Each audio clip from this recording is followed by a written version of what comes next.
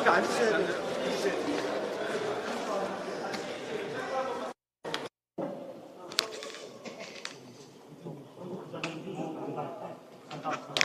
어이, 카메라.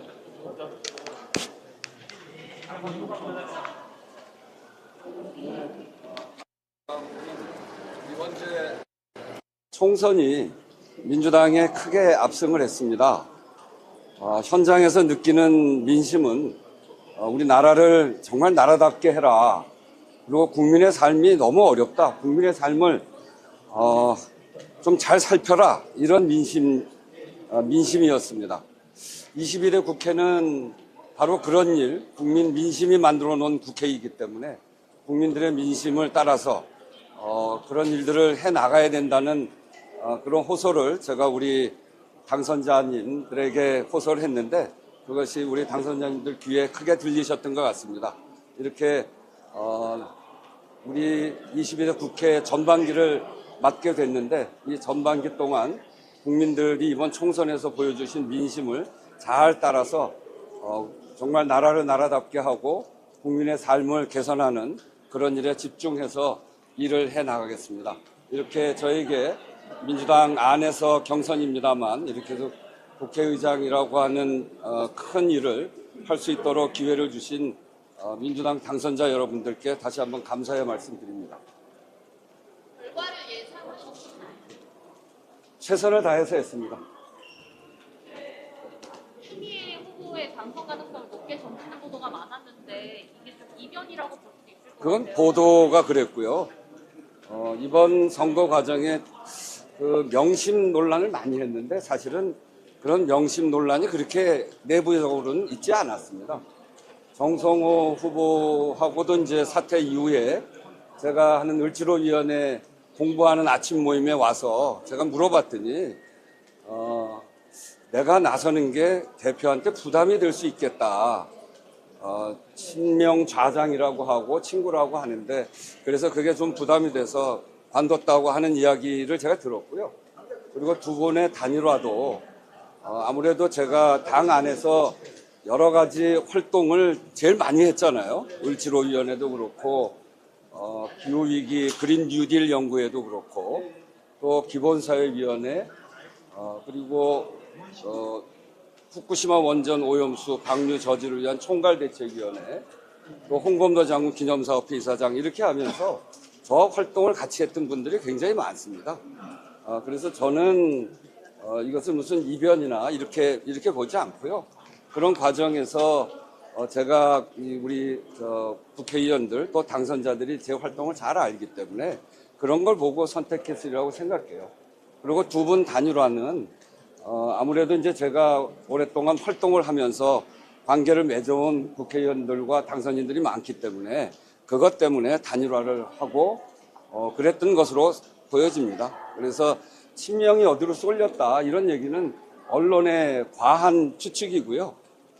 저도 제가 이재명 대표의 경선 선대위원장도 했고 기본사회위원회 위원장을 이재명 대표가 하는데 앞으로 그 민주당 또는 이재명 대표의 미래 비전이라고 할 수 있는 기본사회위원회 부위원장도 하고 있기 때문에 이재명 대표가 누구를 향해서 이재명 대표의 마음을 줬다거나 그런 건 전혀 아닌데 언론이 너무 과도하게 이야기한 거 아닌가 싶습니다.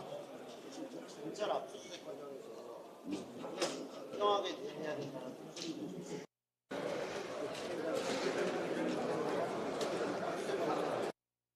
아니 그러니까 지난 윤석열 정권이 들어서고 국회에 압수수색이 22번이 있었습니다. 근데 그중에 95%가 민주당과 관련돼 있는 압수수색이에요. 그러니까 이거는 최소한의 균형도 이루지 못하는 일이고 정말 압수수색이 꼭 필요한 일인가에 대해서도 압수수색 결과 이후 뭐를 압수수색했는지를 보면 매우 이거는 그 의도적인 압수수색이 아닌가 이렇게 보여지는 경우가 굉장히 많습니다.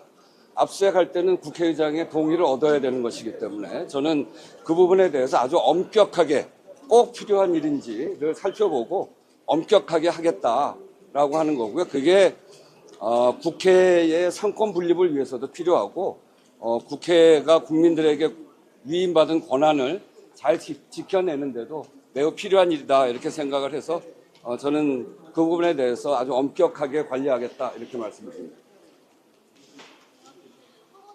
단일화하는 관련해서 비판을 내셨었는데 관련해서 당선에 영향을 미쳤을지.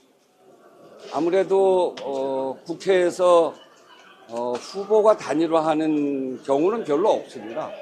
그러니까 출마를 하면 후보들이 끝까지 가서 경쟁하고 하는 게 보통의 우리가 이제 그 알고 있는 여의도 문법이거든요. 근데 갑자기 단일화가 되니까 이게 뭐지 하는 그런 생각들을 국회의원들이나 당선자들이 좀 했을 수 있다고 생각해요. 그런 점에서 그런 정도 영향이 좀 있으면 있을 수 있겠다 이런 생각은 합니다. 정경 발표에서 어떤 점을 좀 중점 지점 호소하시는지 저 그런 점들입니다. 그러니까 이번 국회 22대 국회는 22대 총선에서 드러난 국민들의 민심 그거를 잘 반영해야 된다. 그 민심은 나라를 나라답게 하고 국민을 살기 좋게 하라는 거다. 그래서 제가 앞으로 국회의장으로서 하는 그 기준은 국민에게 도움이 되냐 도움이 되지 않냐, 국민의 권리를 지키는데 그게 바른 길인가 바르지 않은 길인가, 이거 중심으로 보겠다. 그리고 협상을, 여야 간의 협상을 존중합니다. 제가 원내대표를 했던 사람이고 그렇기 때문에 협상을 존중하는데 국민의 민심에 맞지 않게 협상이 이루어지지 않는거나 그냥 끌려가게 할 수는 없습니다. 왜 그러냐면 그 제도나 이런 협상 내용이 국민에게 도움이 되는 방향으로 가야 되는데 도움이 되는 게 분명한데도 안 되면 그건 국민에게 손해가 가는 일이거든요.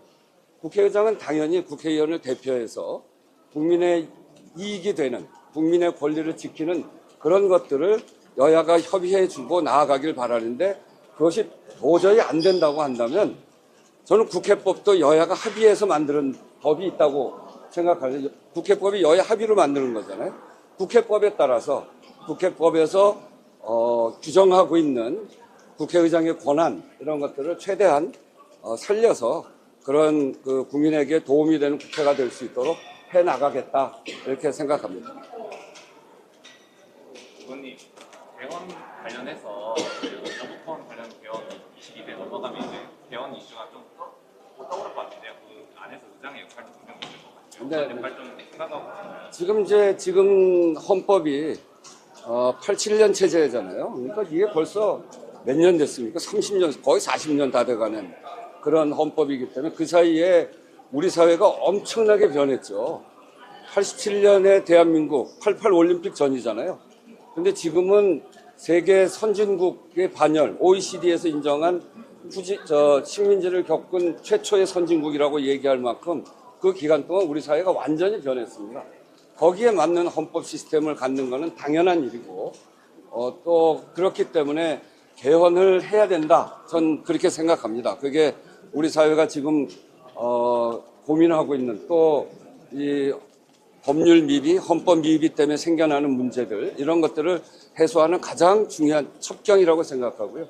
그런 점에서 개헌을 할 수 있도록 국회가 최대한의 노력을 하고 국회의장도 아주 중요한 과제로 삼아서 해야 되겠다 이렇게 생각하고요.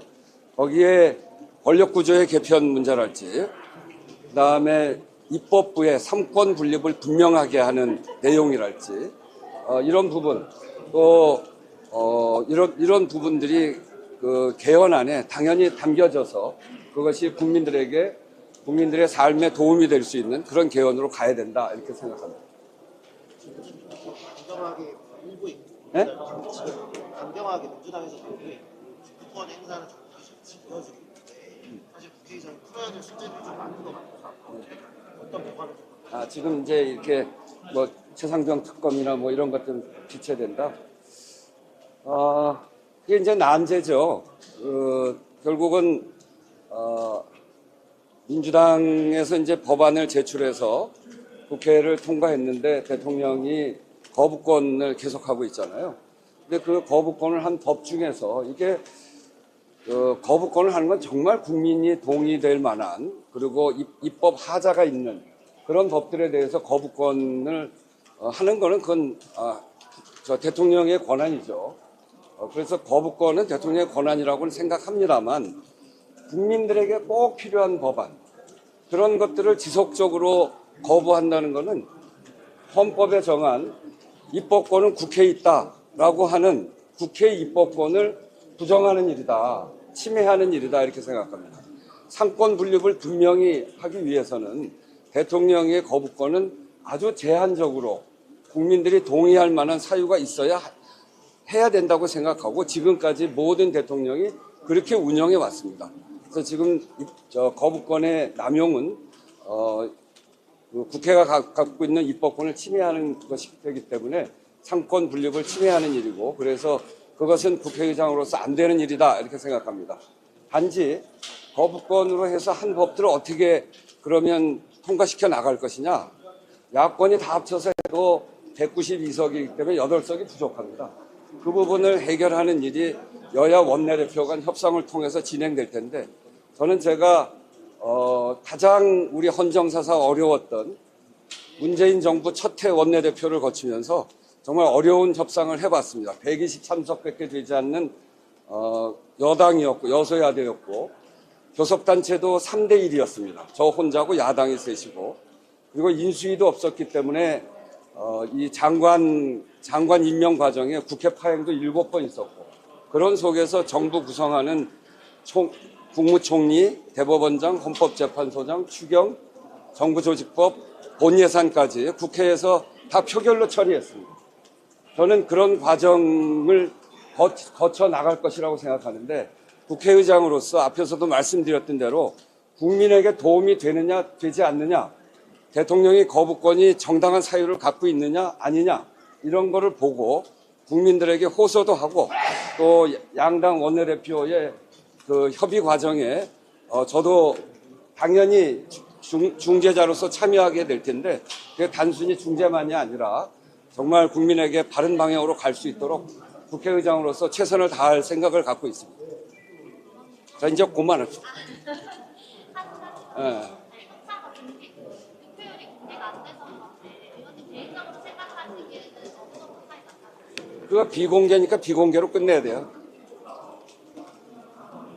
그럼 혹시 여야 이제 원내대표 간에 그 협상 이런 게 잘 안 될 시 좀 직권 상정 같은 것도 이렇게 고려를 하고 계신가요? 뭐 잘 안 될 때는 아까도 얘기했던 대로 여야 간 협의를 존중합니다. 그거는 국회라고 하는 게 대화하는 기구이기 때문에 여야 간 협의를 존중하는데, 정말 국민에게 이득이 되는 법인데, 국민에게 도움이 되는 법인데 정말 진전이 안 된다, 그런 법을 너무 정파적인 정략적인 문제로 잘 안 된다, 그러면 그럴 때는 국민들의 동의를 얻어서 직권상정, 그거는 국회법에 정하고 있는 거니까요. 국회법은 여야가 다 동의해서 만든 법입니다. 국회법, 여야가 동의해서 만든 국회법에 정해진 절차에 따라서 그거는 그렇게 할 수 있다라는 점을 말씀드립니다. 자, 그만. 내가 너무 많이 하면 그 다음에 할 게 없죠.